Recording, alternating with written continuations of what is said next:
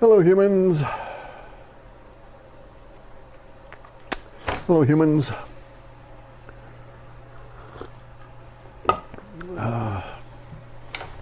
Big storm here. So over the last few days we've experienced the majesty, the fierceness, the assault of the weather, and seen it transform our area around us.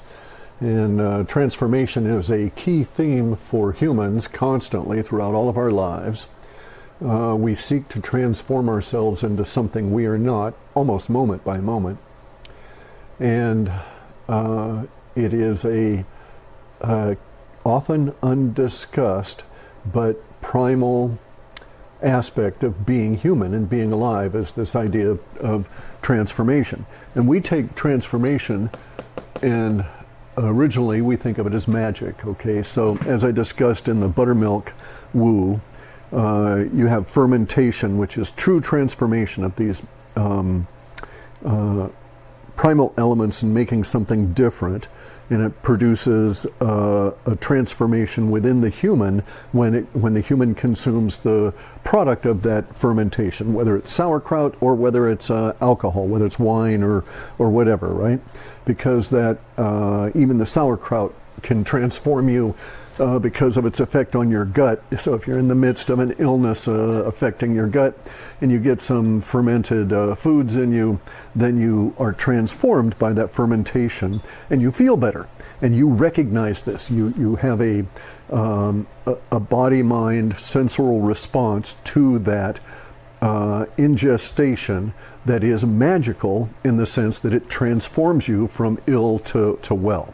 Okay, so humans recognize this, we understand this, and we at some point discover transformational experience, and we seek it pretty much the rest of our lives, right? So you get your chaga coffee, you get a little caffeine in there. The caffeine is a little bit of a drug, and it transforms you from your otherwise sluggish, oh my God, the storm's beating down on me, to, and then you get on nice and bright and happy, and you go off and you do stuff.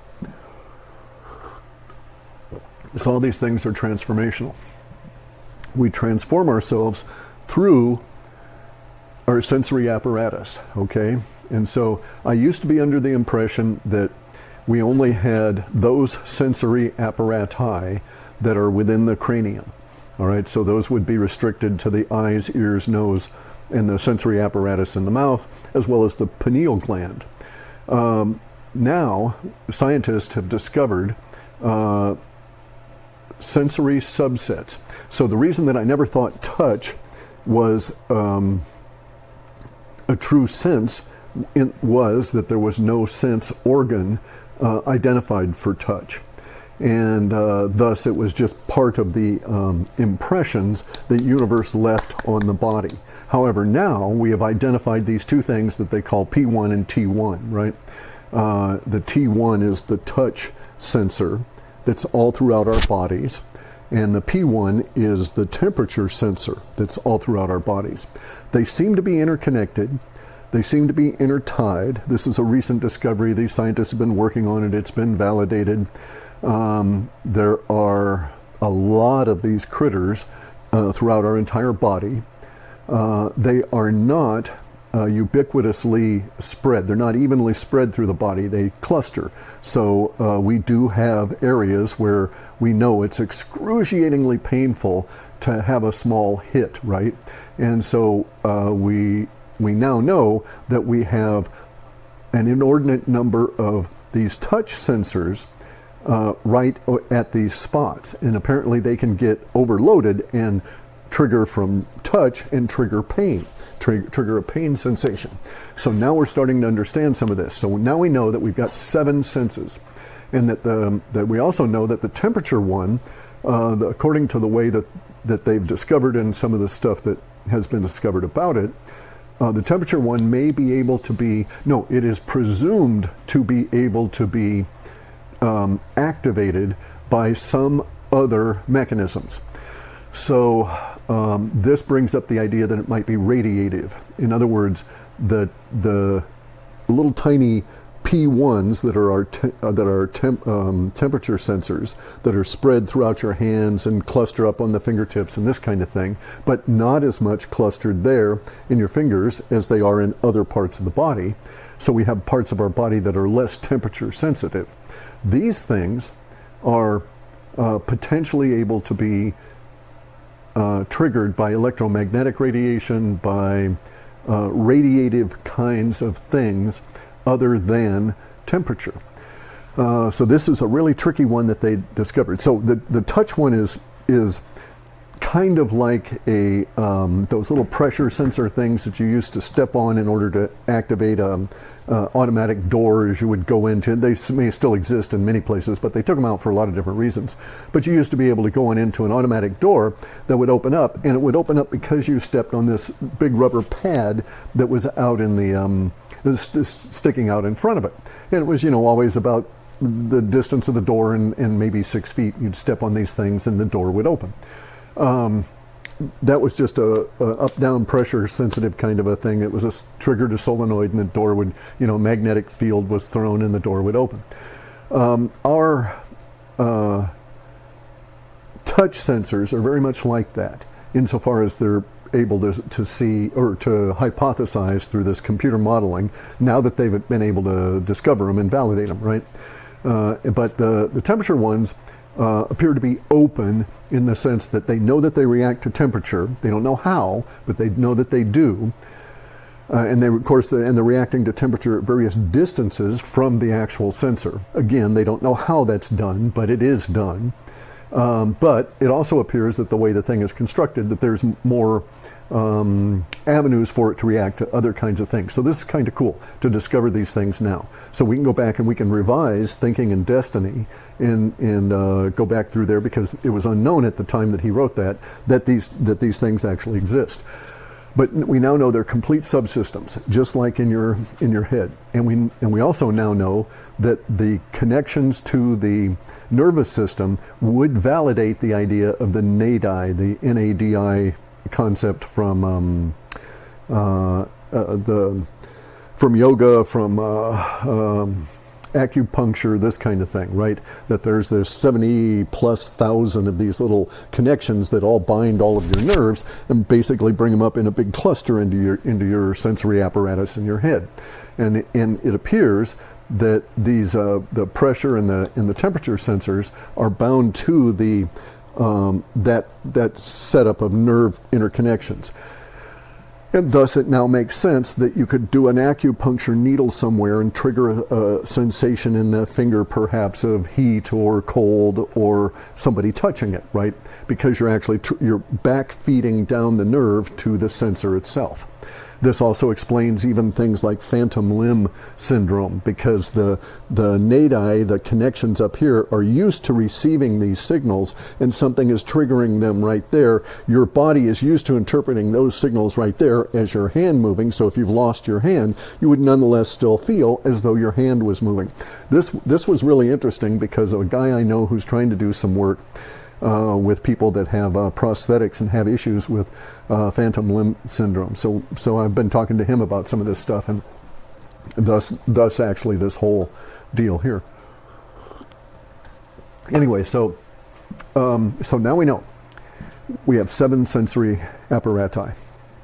All right, so we transform ourselves. We transform ourselves through these 7 sensory apparati.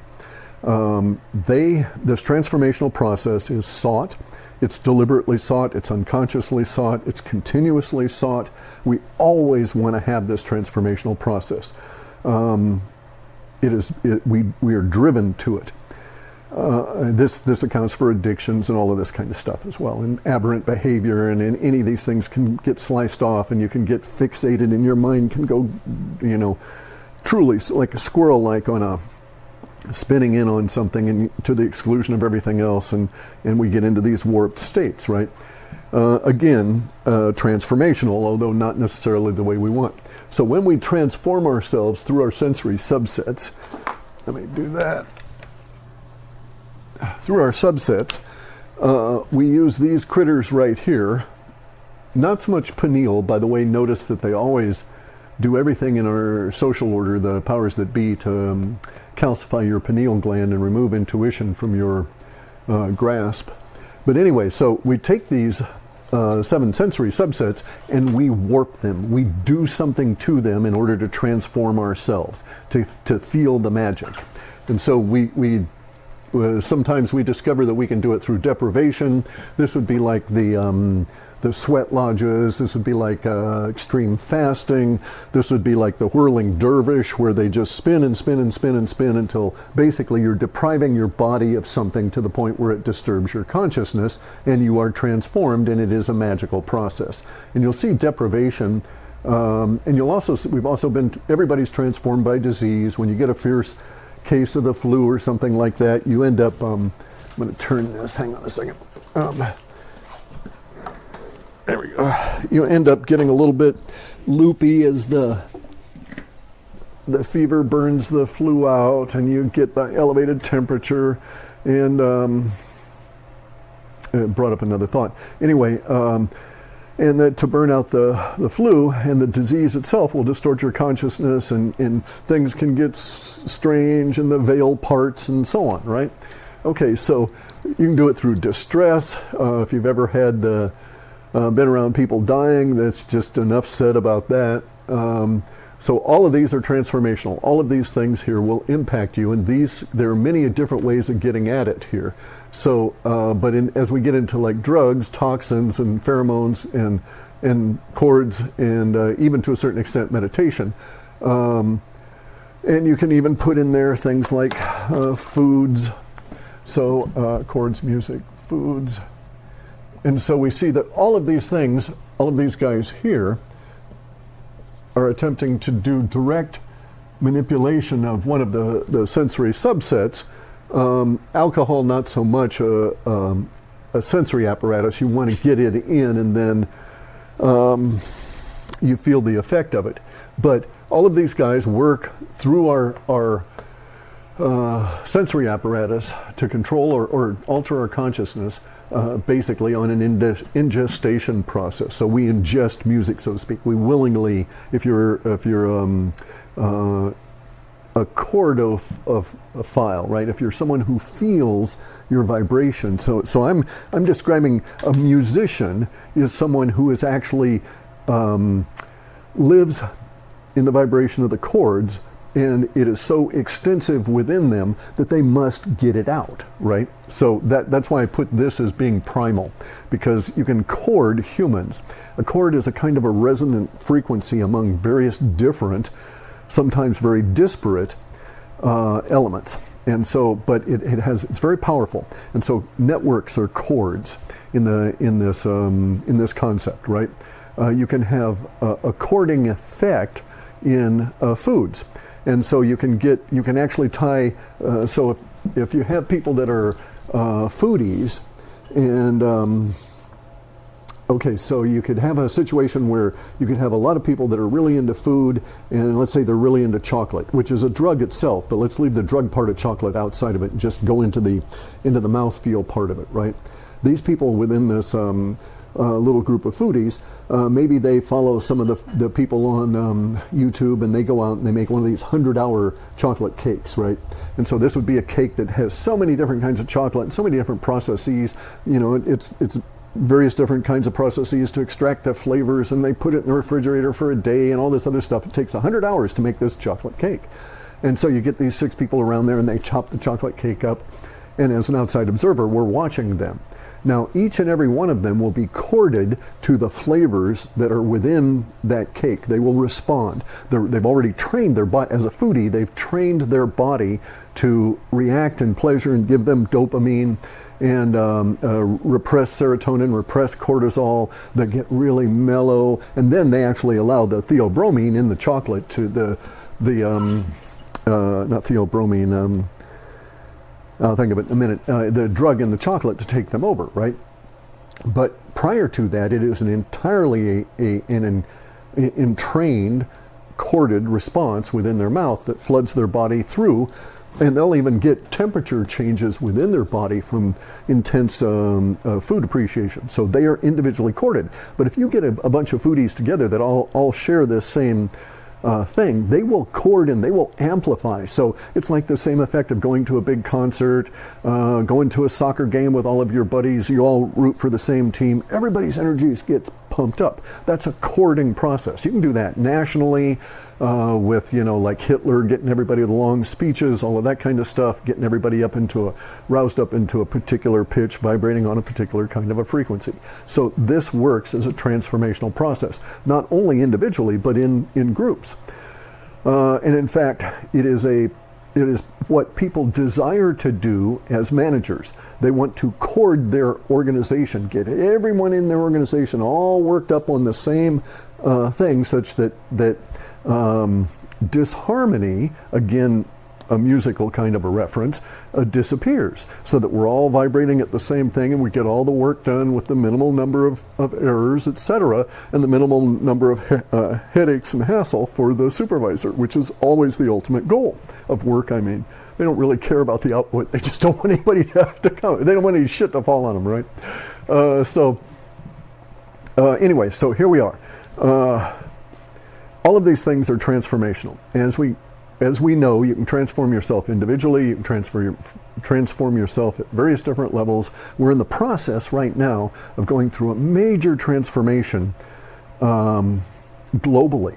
Now, I believe, it is my understanding, that we're going through this transformation, that it was triggered by these strange energies from space. Let me also point out, before we move on a bit, that meditation is a very unique form of transformation on so many different levels, because it is an exactitude of deprivation of all of the sensory subsets, such that consciousness disconnects or no longer puts energy into the interface between itself and the subsets, which work on their own. They're just going to continue to work. So you're still hearing stuff even though you're asleep or knocked out, right? It's just that your consciousness is no longer connected to it when you're asleep. So, and in fact, it can wake you up because of that abrupt connection when something happens and comes over the threshold that you've individually set in your body as to what will freak you out when you're sleeping, right? Some people have a low threshold.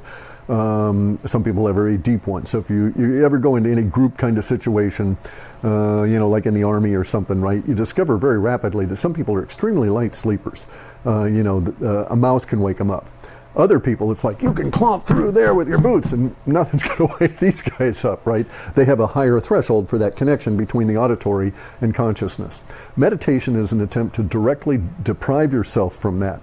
Now, Zazen, the type of meditation that was most successful for me, involved, I didn't know it, T1 sensors in the form of sitting seiza and the divorcing of the consciousness from the body, because you've got to go through this pain process each and every time. It is transformational in that sense. Transformation usually involves some level of body discomfort, whether that discomfort, and by that I mean a change in state, is pleasurable or not, is immaterial. It discomforts, so transformation removes the old state of the body and the being and changes it into a new one. There are types of meditation that specifically focus in on distress and all of these kinds of things. It's not necessary that we go there to achieve the appropriate effects from meditation. All right, so as all of these are transformational, it is possible to understand that all transformations are magnified and have an analog in the initiation process. So the goal of any initiation process is to transform you, is to change you. There is a deliberate reason that we have the X, and we can say X formation, or that we use X as a substitute for trans in our modern social order. And this relates to much of the symbology of the powers that be and how they're trying to manage things at the moment. So we will note, all right, so it was my conclusion that the strange energies from space that we were going to encounter in 2019, very end of 2019, that would persist for at least 18 or 19 months, which so far they haven't. I think they've let up, but we may be into a lull as opposed to a dilution or a diminishing of them. We may just be in a slight dip and then come back into them. It's hard for us to be able to anticipate this, but it appears that some of these strange energies have backed off a bit. However wacky the planet is, it's because we've absorbed all of this. Anyway, so in my thinking, the transformational process of humanity has been started. Now, we can say that this was a deliberate act of consciousness to cause all of us as humans to go through this process, and that we all incarnated here now because this was going to happen. And when we incarnated, we knew we were incarnating to be here now because it is happening, while it is happening, to experience it happening and to be experienced by it happening. And that's quite valid. Those views are all quite valid. Most normies wouldn't give them any credence at all and would just, I don't understand any of that, let's go on. Okay, so will, as in I will this to be true, or I will do this, aside, the will aside, we're here at the point of transformation. The transformation of our social order can't be denied. And it is my conclusion that the powers that be are attempting to harmonize on this generalized upheaval within humanity. Now, I don't think that was what motivated them. It could have been. How they would know that this was going to happen now as opposed to 2050. They had originally had a 2050 timeline for all this bullshit we're going through now. And it kept coming forward until now we're experiencing all this bullshit all jammed into a short period of time. And they actually had started they had this plan for 2050, and if you rack it all the way back, they initiated it basically in the year 2000. And they kept bringing forward parts of it until it was all clustered here around the time we're in now, 2021. It may be that they have some mechanism of knowing that there were going to be transformational energies now, and that their original plan had pegged those transformational energies in 2050, and they had to move it forward because those energies could not have been timed at an exactitude when the plan was created, and they now were a bit more skilled in seeing these energies, and were able to anticipate that they would be here now, because the energies are clearly here now. The transformation of the planet itself, beyond any electromagnetic fucking around by humans, is way on, as is the effects of the sun, the grand solar minimum, all of that kind of stuff. So they the powers that be may be harmonizing. They may be attempting to harmonize deliberately with the transformational energies. So now here's something in the martial arts. It's a good way to think about it. If I'm going to fight somebody, I'm a reasonably small guy, right? I'm 170 pounds. If I'm going to fight somebody that's one of these big people that you see walking around that, you know, could be a bouncer or a security guy, or, you know, that kind of thing. Or even if I'm going to fight somebody that's a big slobby guy that's been sitting on the couch all day slugging beer and, you know, and eating Cheetos until he's 330 pounds, right? Mass counts in a fight. And so as a smaller fellow, it is advantageous for me to do things to get that opponent to charge me. The reason that is that I will find it, especially as an older man, easier to move mass once it's already in motion on its own. It's much easier to deflect and push 300 pounds of mass that's charging at you than to get it moving and push it away. So I couldn't rush up to a 300-pound man and count on the ability to lift him up and throw him away. But if he's charging at me, and I put the appropriate amount of push into it at the appropriate time with the appropriate angle, I could probably fling him 30 feet or 10 feet, depending on how fast he's moving, right? How much he's really getting into it. So this is what I think that the powers that be were doing, is that maybe they were, this bugs me, by the way, probably you figured this out, is I want to know the why. I want to know their motivation on why they shifted this shit forward. But one of the things here is that I think that they are attempting to harmonize with these waves of change that are getting us all, waves of cosmic energy that are getting us all whipped up anyway. And so they may have figured once we were all up and agitated, then it would be easier to shift us all into this great reset. Or, you know, there's also coincidentally the petrodollar is dying and all of the fiat currencies are dying, and so they know that their game's up and they're going to be exposed.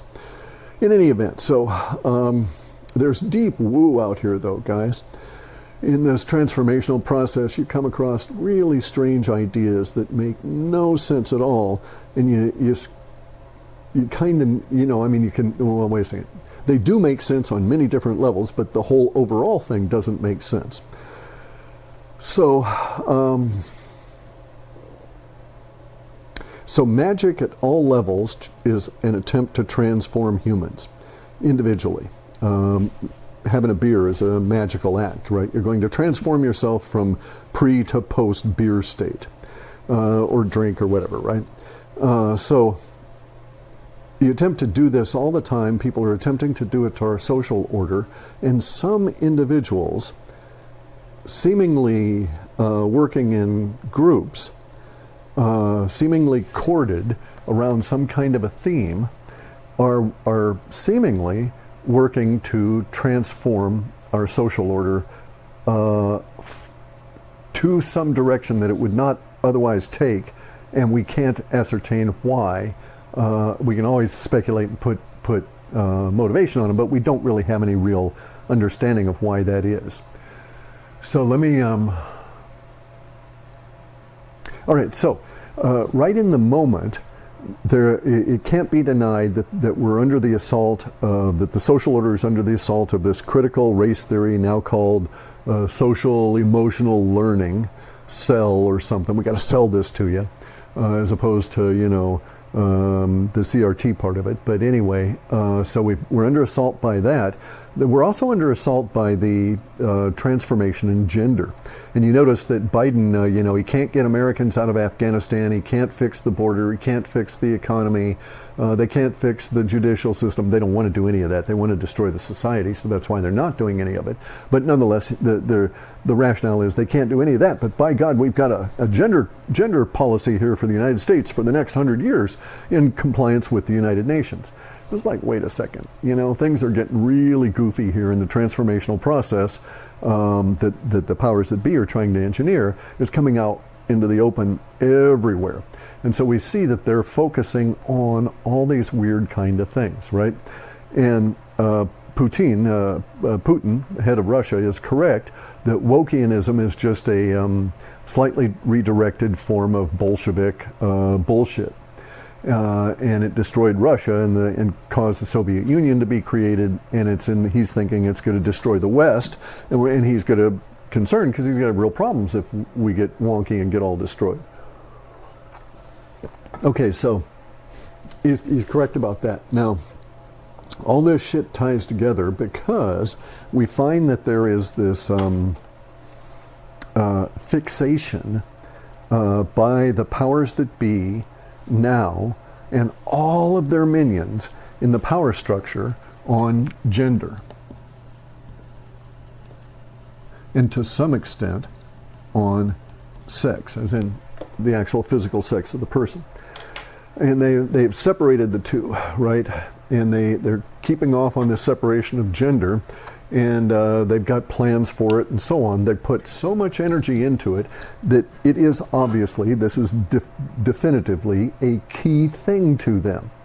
And you can ask many questions about this. Why, who, all of these different kinds of questions as to why they're doing this, who's promulgating this.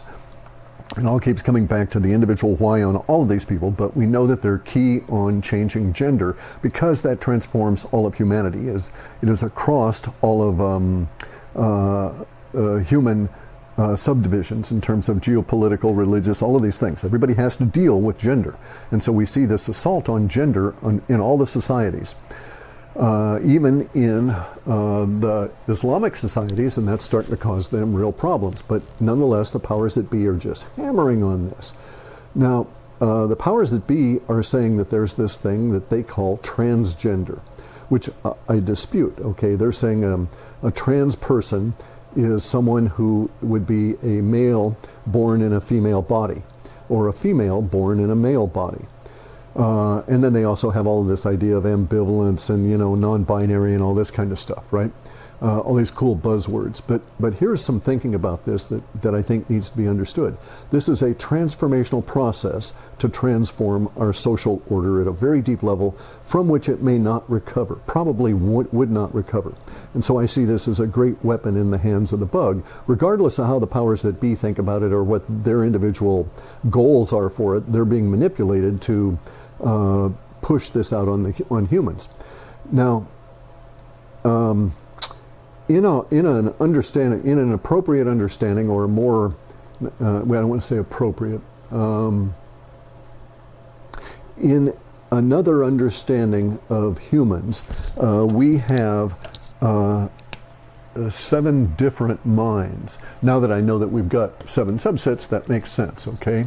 We've got the thinker, the knower, we've got the doer in the body, and then we've got our reason and our rationality, okay? And these are all individual minds insofar as we describe and understand a mind. Now, we note here that the reason and rationality are set aside from the other minds, and that the doer is divided into 12 segments. And the doer, in terms of minds, is a composite tuple being, a triune being. And this triuneness, this idea of 3 bound together as one, is replicated throughout the whole thing as the dominant design pattern. And so we'll see it replicated again and again. So we have our main human non-corporeal construct is the knower, the thinker, and the doer in the body.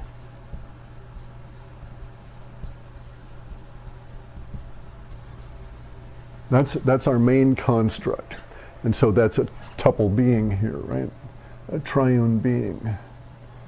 This doer in the body is itself split up into body-mind and desire-mind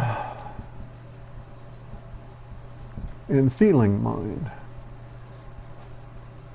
And this feeling is not the sensation of touch, it is feeling emotions, responding to emotions. And so feeling mind is mostly feminine, desire mind is mostly masculine. In other words, men are mostly in the desire mind dominant, and women are mostly in feeling mind dominant states. And the body mind is dominant, like when you slam your hand in a car door. You don't think desire, you don't think feeling, all you think is pain, and your body, you're right there in the body. So the body mind is the automatic system that keeps us going.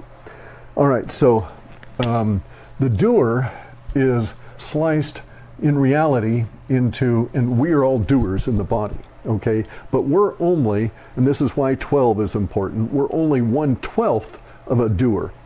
And so there are female, male, female, male, female, male, female, male, female, male, female, male. Okay, so this is why 12 is important. This is why there's 12 elements to a zodiac, because we replicate all this shit into our observable materium. We project out all of these as above, so below design patterns into the materium that are actually part of us in our deeper sense, right? And so the powers that be would tell you that nature is broken. Universe is broken. The materium is broken. And they know this because that person over there who's in a physical male body shouldn't be. and they're telling you this. It should not have happened. This is broken. This is a bunch of damaged nature. Nature fucked up, and that person over there born in a male body should not have been born in a male body and should have been born in a female body. And it's like, wait a second. So nature fucked up, and so can I presume the sun won't have the earth dragged behind it, that tomorrow we won't have the sun, that the moon will start melting, that, you know, any other examples of nature fucking up, of nature suddenly changing, of nature doing things, you know, badly this way?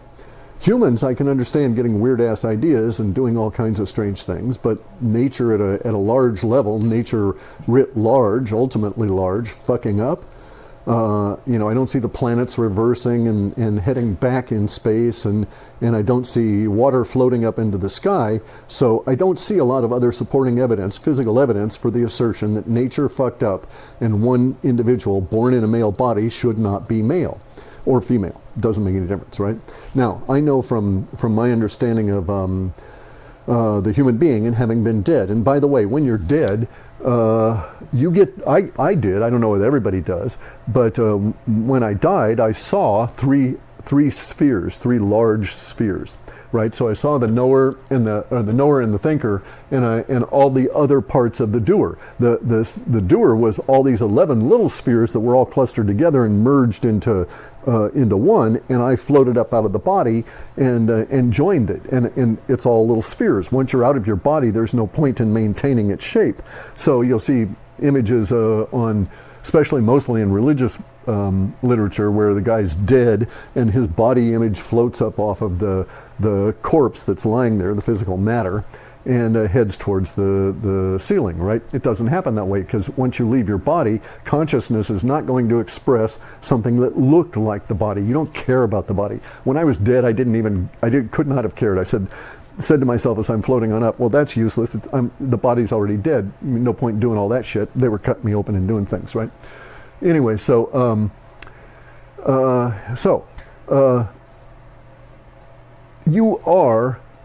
So I assert the universe is not broken, and I assert that transgender is a misunderstanding of the perception of issues of body dysphoria or whatever, but it's a misunderstanding of what's going on with an individual that's being amplified by an out-of-control psychiatric and medical system, right?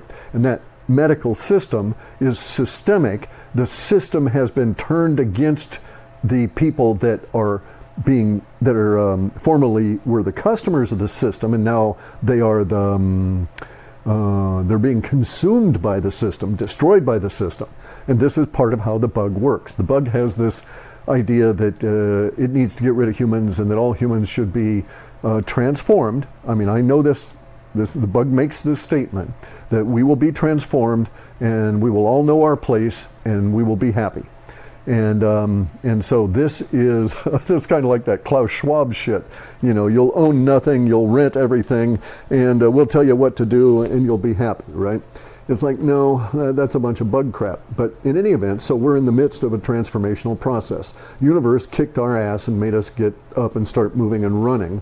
And the powers that be are trying to turn the herd as we're running into their weird, twisted understanding of universe being broken, and that gender is not associated with sex.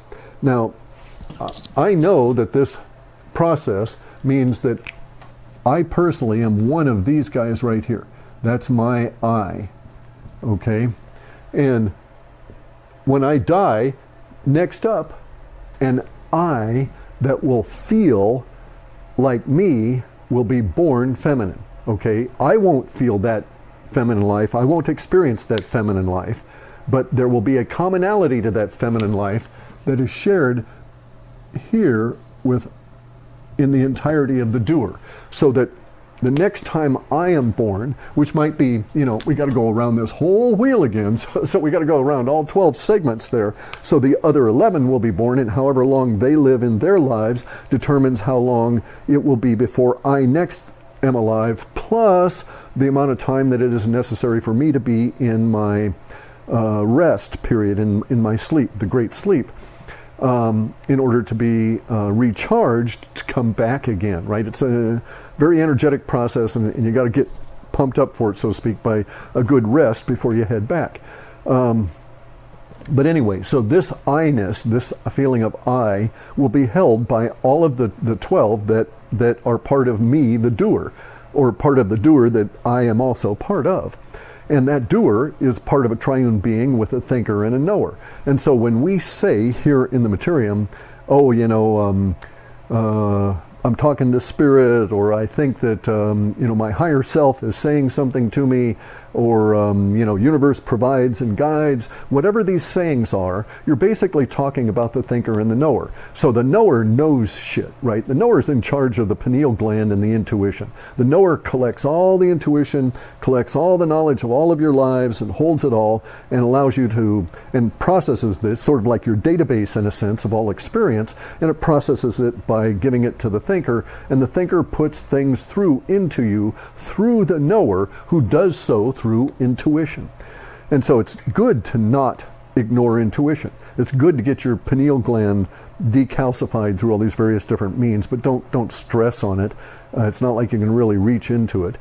The pineal gland, by the way, starts off when you're a fetus and you're growing your body, it starts off in the upper palate, just like the eyes, and is in fact a photoreceptor. So your pineal gland is an eye that looks inside you, that receives receptivity. It receives photons that are not coming in from outside, that are biologically generated inside your cranium in order to trigger responses in the pineal gland and introduce intuition into your thinking of that moment. That's how it happens. That's why you get those flashes of insight. They are flashes inside your pineal gland. It triggers this response, and there you go, right? Okay, so reason and rationality, by the way, are two subset minds that are in essence filters or controlling. If you were a programmer, you'd think of them as controlling filters or full stack protocol massagers, that putting things in order for the thinker and the knower. So it's involved in this process. So even these three this way form another triune being. So there's just this replication of process on three continuously in our materium. And you can harmonize with that. I know that people do. I know one guy who's a fairly successful poker player, and he does things intuitively and mathematically inside, and I noticed that he's got this real fixation on three. He does it. If he wins three big hands, he backs off, that kind of thing, So anyway, so the powers that be are trying to transform us, and they're trying to do so through, one of the means is through this very deep meaning construction of gender. And they're telling us that nature is broken and that there are transgender people stuck in the wrong bodies, and we must address this. This has led to a huge level of disruption in our society that cannot be overemphasized. It is transformational to the way that they want. Now, they've got it, the linguistics around it, protected. So they've protected their assault on gender and sex by all these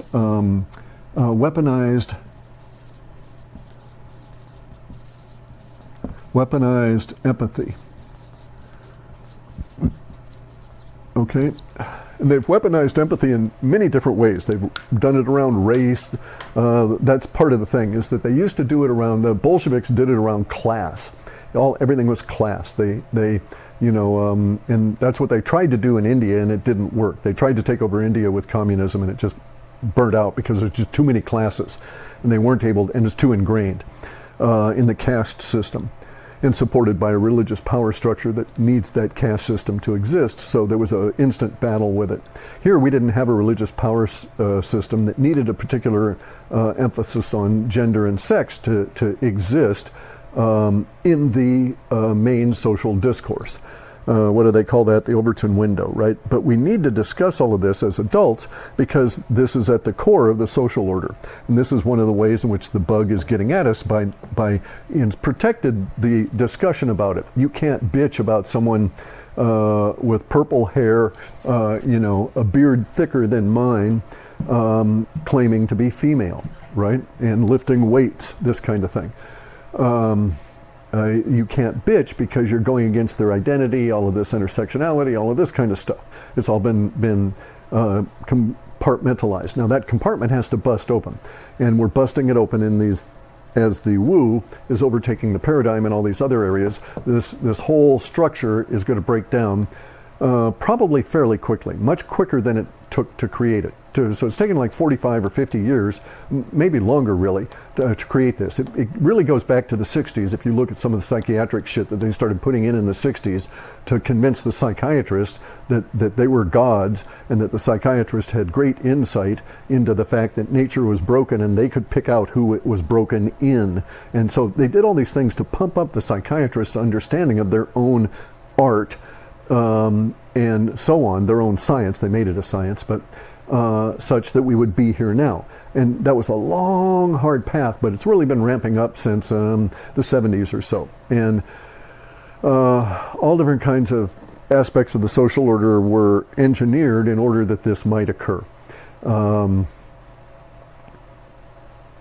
Just as if you want to destroy the social order, you start introducing, fentanyl as a drug in vast quantities because it's easy and cheap to produce, and then you get everybody addicted, and then you can just come on in and clean up when you want to invade, because a lot of them will have self-terminated with addictions and trying to do their own transformational process with these kind of things. Also, by the way, just as an aside, I couldn't act as a conduit, but I know that there are people that are working with fentanyl addicts with mushrooms, psychedelic mushrooms, with good effect.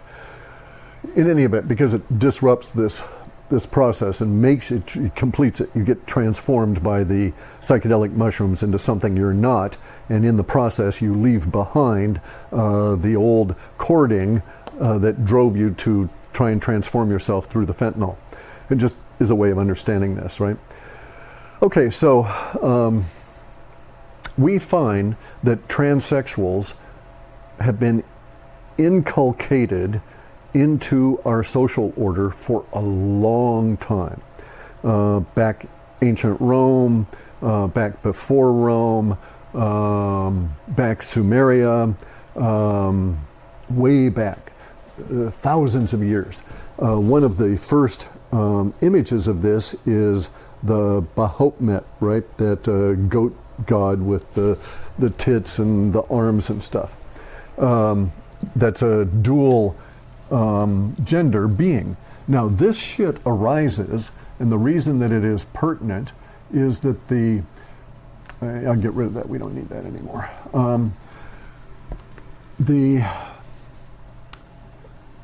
All right, so I am of the opinion that if the mythos said that they hung Christ, or that they drowned him, that we would not use a rope and we would not use a pond as symbols for Christianity. We would still use the cross, okay? That's because the cross is part of our understanding of transformation. And it comes in, and it's way deep, there's all this symbology to it, but when you get into the cross, you get into this concept right here. And from here we get the idea of the broken cross, the swastika, but also that also has another point of origination, which is in the bending magnetic fields of the sun, because the sun's equator rotates faster and rotates slower than the poles, and the magnetic fields get twisted up. And looking from either pole, the sun actually has a swastika kind of an effect three-dimensionally as these magnetic fields wrap around it. So way back when, at some point, we could look at the sun with these magnetic filters that we now have today and see that effect occur. So that's, inherited knowledge from the previous civilization. But in this transformational process, which you have to acknowledge Christianity is all about transforming, right? Sinner to not-sinner, sinner to saved, basically bad person to good person, Christ himself, which it's kind of, I won't go into that, but anyway, Christ himself being, transformed, beyond death, all of these kind of things, right? Live to dead to live again, right? And so the whole point of transformation, by the way, the whole point of using the cross is that going down any element of the cross in the part of the transformation, you come to the decision point. And that decision point is the nexus of the two paths that meet. And once you get into the cross and get into the path, you don't usually go back down the path that you came out of. The symbology in the cross is so tied into transformation that we use it in a lot of different languages as an aspect, as a symbol for the transformative process. Oh damn, another long one. Okay, and I got to get to cleaning. Okay, so anyway. So the reason that, just as another aside, the peace symbol is what's known as the broken cross. In the transformational initiation ethos and symbology, this is a no. Okay, you don't want to associate with any transformational process that is bifurcated, that doesn't offer you the three choices from your point of entry. You go three different ways, right? Continue on your path or divert left or right. And it gets into some pretty, all of the schools of disciplines of the transformational processes, lots of them center in on this, that once you go into the process, you come up to the point of the nexus, so you can continue as universe, that's the straightforward, as universe would have you, unaltered. But to the left or to the right is a point of alteration. And so, and you have that right to choose. And this is kind of like in, Star Wars, the dark side of the Force, the good side, etc. And you get to choose which branch, which way you allow the transformational process to change you. In this, you do not. Okay, so this is known as the broken cross, the peace symbol, what we think of as the peace symbol. All of these symbols are important, very, very, very important. And you can learn to read them, and so you get a real handle on what's going on. Now, one of the things that we've got here is the concept of the two pillars, all right? Joachim and Boaz. These are the two pillars out of Masonry. I don't like Masons. I appreciate the craft. I appreciate a lot of the knowledge, but I don't like the lodges. Lodges are all corrupt, and they have been for fucking ever. But the two pillars here are the two genders, right? Male and female. These two pillars in Masonic mythos, the whole goal is to join back into this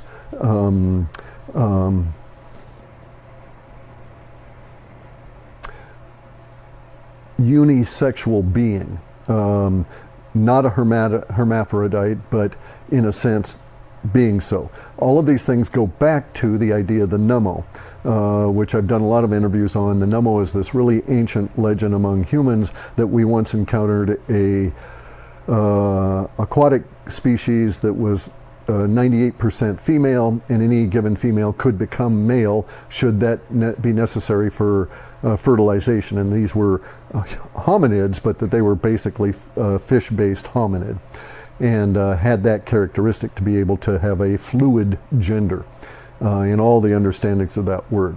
And so that goes back to the Nummo. The Masons have this in their core of their, as a lot of the secret societies do, is this idea that we're going to go back to this joining of male and female into a new being that is both. And it's in Masonic literature, it's referenced as the being with two spines, all of these different kinds of things. And there's all these symbols around it. And we're seeing it in this kind confusion of gender, of this dilution of gender roles and dilution of gender separations that's gone through the Western society as the other changes were underway anyway. The people that are trying to harmonize and transform the society in the direction they want, like in the broken cross, giving us only that one other option. Those individuals are trying to rise to the fore now and distort all of this. They use as their symbol for this process of transformation, they use the X, okay, or the cross. And so when they use it as an X, though, it goes to 10. Goes to the idea of 10 as in the Roman numeral 10. X, right? Roman numeral X. For the numeric that we think of as 10. That's their symbol for the fusion. That's their symbol for the domination of their being, of the Freemasonry idea. So this X you'll see in transformation, and it is deeply rooted symbology. You're going to see a lot of this kind of symbology and a lot of other competing symbology symbols pop up as we go through these next, dozens of years, probably, but very in sharp focus in these next few months as we see the Masonry symbols start coming out into the open, because they've got to bring them out in the open to try and cord people up around them for their manipulation and movement as they try and transform us. You'll also see competing uses of many of their symbols, as well as people that will be pointing out the symbols as they're appearing, because not everybody can understand and read symbols. I read a lot of languages, a lot more than I speak.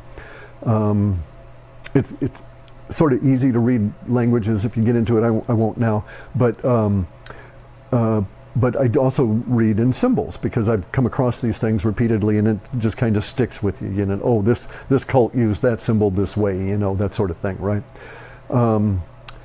So over the next couple of months, it will be even stranger than it has been these past few months as we get into a period of time when symbols, the language of symbols, what's known as the language of the birds, will be coming out in a much more open fashion as our warfare comes out in a much more open fashion. And so it will be important to understand that some people are using some symbols ignorant of any other uses of those symbols. So many Christians don't think that that the cross is, they don't think that the cross equals X, which equals 10, and the 10 is another one of these merge things for the Masonic cadre, for the powers that be. But many Christians don't see the cross as being the X, but many of the occultists, not occultists, the powers that be and this kind of stuff, they know that that symbol is indeed that process. Now, so you're going to have to be, the point here is that you're going to have to be aware that there are all these competing transformational processes that are going on in humanity at this time, and that within those competing processes, they will be using many of the same symbols in entirely different ways, with hard stops on the symbology, all different kinds of stuff, right? Therefore, be aware that the symbol is not the thing. All right, so you've got to be careful about this, because the idea for the powers that be will be to cord people around symbols in order to move them, and symbols are very, very, very powerful.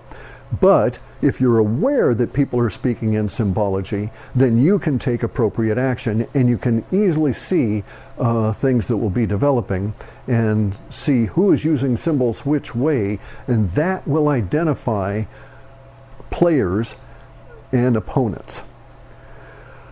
And then everybody else is an NPC. So anyway, guys, I got to get to cleaning.